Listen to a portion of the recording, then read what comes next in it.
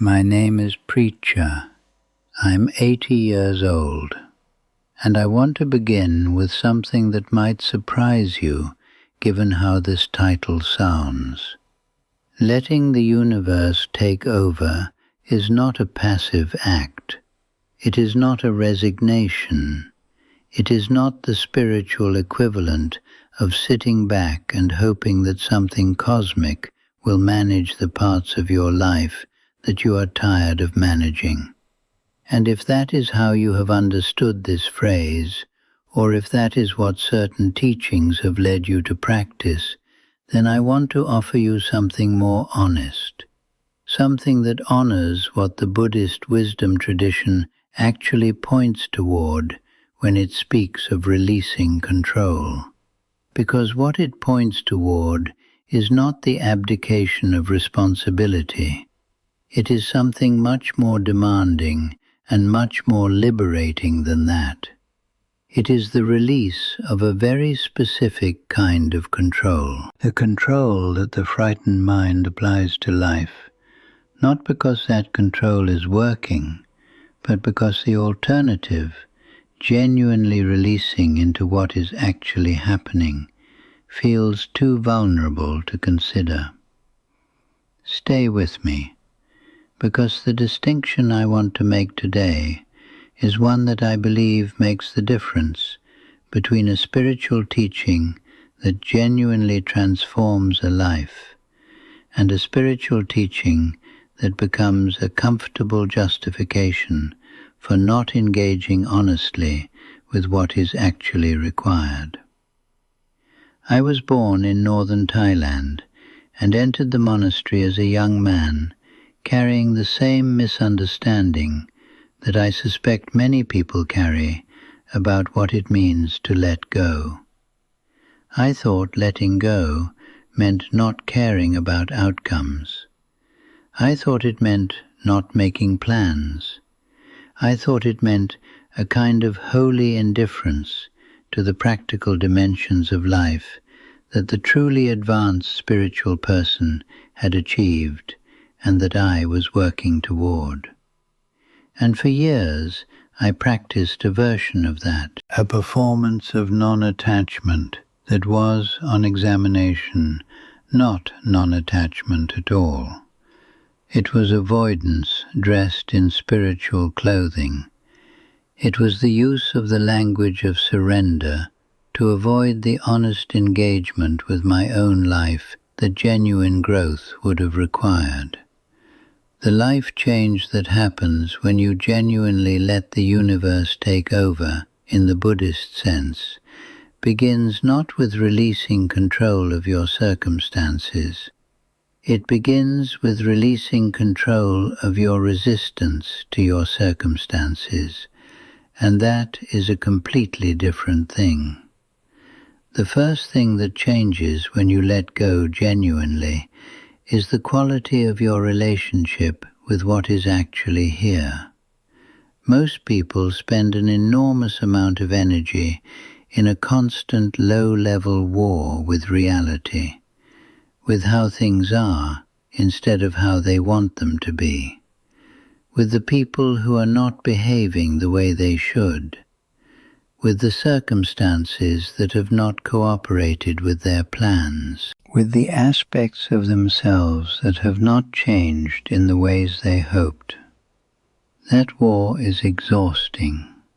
It is also completely ineffective. Reality does not adjust to accommodate the war against it. The circumstances you are fighting remain the circumstances.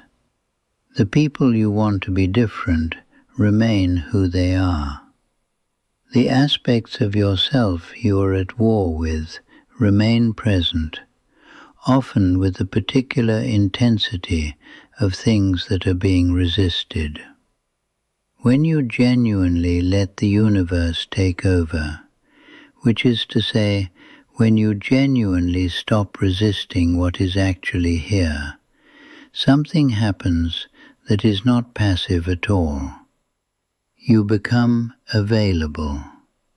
available to see the situation as it actually is, instead of as the distortion your resistance creates.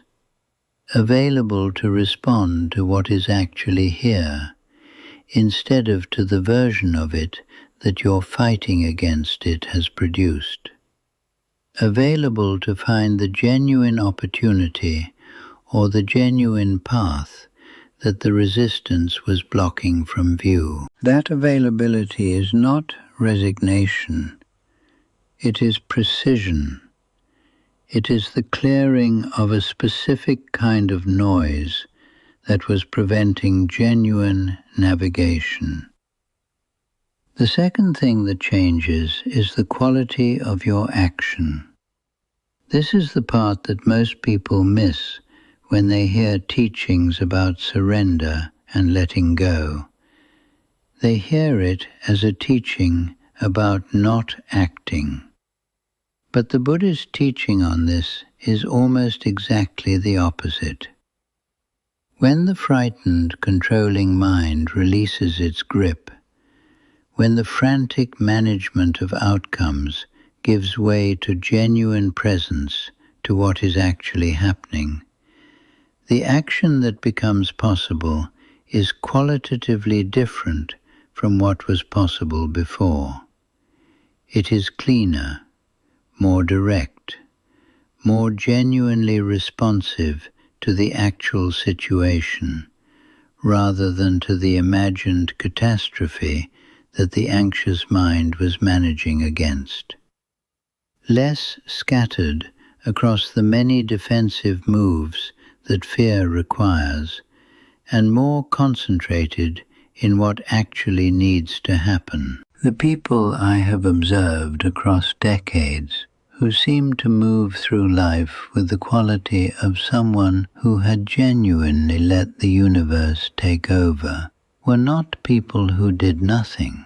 They were often remarkably active, but their activity had a different quality. It was not driven by fear of what would happen if they stopped. It was not scattered across the many contingencies that anxious planning requires. It was responsive, present, genuinely engaged with what was actually in front of them, rather than with the multiple possible futures they were simultaneously trying to manage. And here's what I didn't understand then.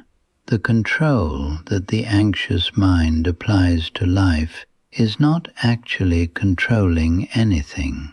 It is consuming enormous energy in the attempt to control things that are not controllable, and it is producing the specific quality of exhaustion and constriction and narrowed vision that characterize a life lived primarily in defensive mode. Releasing that control does not mean that life becomes unmanaged. It means that the energy that was going into the unproductive management of what cannot be managed becomes available for genuine engagement with what can be genuinely engaged. The third thing that changes is the quality of your relationships. This is something I observed very consistently over decades of watching what happened to people who developed a genuine practice of letting go versus those who did not. The person who is always trying to control outcomes is also always, inevitably, trying to control the people who might affect those outcomes.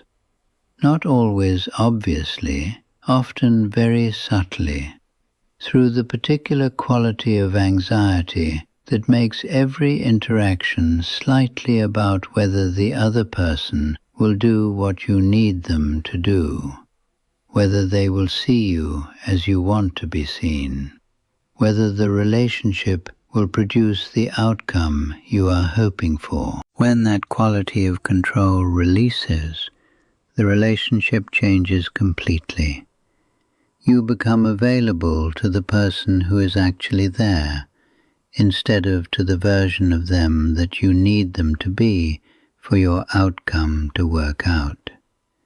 And the person who is actually there, encountered directly without the distortion of the outcome agenda, is almost always more interesting, more genuine, more capable of real connection than the version you needed them to be.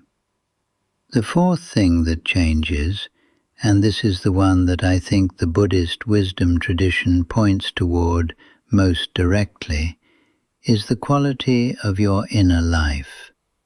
The most consistent effect of genuine surrender that I have observed, including in my own practice, is a reduction in the background noise of anxiety that characterizes a mind that is always trying to manage the unmanageable.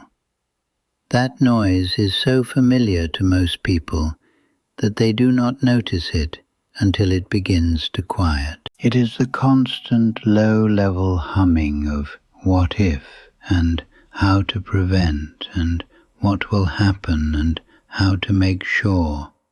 And when that hums at a lower frequency, even temporarily, the quality of the inner life changes in ways that are difficult to describe but impossible to miss once you have experienced them. Peace is the wrong word for it because peace sounds passive. It is more like spaciousness, like the inner life suddenly has room in it that the constant managing was taking up. And in that room, things become visible that were previously blocked by the noise. What you actually want, as opposed to what you have been working so hard to secure. What actually matters, as opposed to what the anxiety has been treating as urgent. What is actually available in this moment, as opposed to what the future-focused management was preventing you from seeing in the present. You know what surprised me most? Every time I managed to genuinely release something, to actually let go of the controlling grip rather than performing a spiritual gesture of non-attachment, what was available on the other side was almost always more than what I had been trying to protect by holding on. Not always immediately, not always in the form I expected, but genuinely more. The relationship that became real when I stopped managing it. The work that came alive when I stopped forcing it toward the outcome I had decided was necessary. The inner quiet that became available when I stopped managing my own experience toward the states I thought I should be having. The fifth thing that changes is your relationship with time. This is something that I want to name specifically because it is one of the most practically significant changes that genuine surrender produces. The controlling mind lives primarily in the future. It is always thinking about what needs to happen, what needs to be prevented, what needs to be secured, what needs to be managed. And in that future focus, the present, the only time where anything can actually happen, receives very little genuine attention. When the future focus releases, when the management of outcomes gives way to genuine engagement with what is actually here, time changes quality. The present becomes more real, more available, more genuinely the place where life is happening, instead of the waiting room before the future arrives. At 80 years old, I can tell you that the years I was most genuinely alive were not the years when I had the most control over my circumstances. They were the years when I was most genuinely present to whatever circumstances were there, when I was most genuinely engaged with what was actually happening, instead of most skillfully managing what might happen. That presence, that genuine engagement with the actual, is what the Buddhist wisdom tradition means when it speaks of letting the universe take over. Not the passive hope that something cosmic will manage your life for you.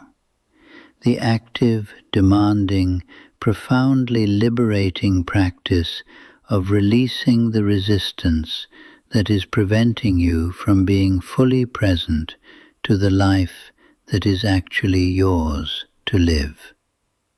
The life change the title promises is real. I have seen it in myself and in others who develop a genuine practice of this over time.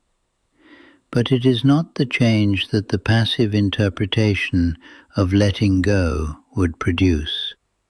It is the change that comes from genuinely releasing the one thing you can release. Not your circumstances, not your relationships, not your responsibilities.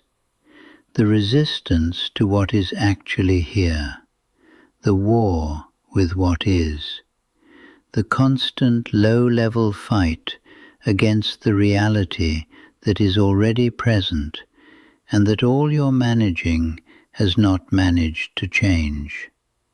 Release that, not as a gesture, not as a performance of spiritual advancement, as a genuine, daily, imperfect, and often requiring return practice of choosing presence over resistance. And watch what becomes available in the space that the resistance was occupying. I cannot tell you exactly what it will be. I can tell you that in 8 decades of living and observing, it has always been more than what the holding on was protecting. Tell me in the comments what you have been holding on to most tightly, that you suspect in some quiet, honest part of yourself is more costing than protecting. Not the answer you think you should give, the honest one, because naming it is the beginning of the release that is available to you right now. And if this message gave you something real to return to, stay close to this space, because the practice of genuine letting go is not a single act. It is a daily return to the recognition that what you are resisting is already here, and that your resistance is not what is standing between you and the life you want. It is what is preventing you from fully inhabiting the life you already have.